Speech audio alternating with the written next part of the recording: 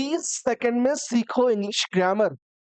जी हाँ, एसएससी बार-बार इसी कॉन्सेप्ट पे सवाल पूछती है।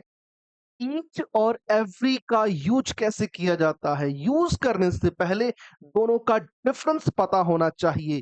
ईच जो है वो डिटरमाइनर भी होता है और प्रोनाउन भी होता है। वहीं पर एवरी सिर्फ एक डिटरमाइनर है। यानी कि इसका यूज नाउन के पहले किया जाता है, नाउन के लिए किया जाता है। दूसरी चीज, ईच और एवरी अगर सेंटेंस में यूज हुए हैं तो आपको एक बात ध्यान में रखनी है कि इनके साथ में आने वाला जो वर्ब होगा वो हमेशा सिंगुलर होगा। वर्ब हमेशा आपको सिंगुलर रखना है। ये दो रूल इसके आपको ध्यान में रखने हैं। मैंने 4 सेंटेंस लिखे हैं। ईच बॉय इज गुड, यहाँ पर ईच एक डिटरमाइनर है और वर्ब यहाँ पर सिंगुलर है।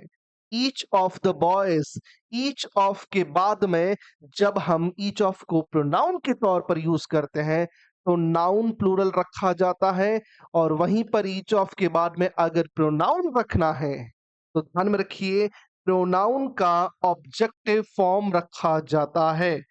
ये चीज आप याद रखिए, बहुत ही इंपॉर्टेंट है ईच के यूज के लिए।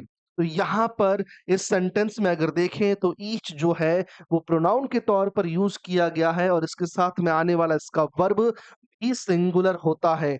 वहीं पर ईच ऑफ देम, यहाँ पर भी ईच जो है वो सेंटेंस का सब्जेक्ट है और वर्ब इसके साथ में सिंगुलर रखी गई है। वहीं पर एवरी बॉय इज गुड, इस सेंटेंस के अंदर एवरी जो है वो एक डिटरमाइनर है जो बॉय नाउन के लिए आया है और इसमें भी वर्ब जो है वो सिंगुलर रखी गई है। यानी कि ईच और एवरी का डिफरेंस आज क्लियर होता है।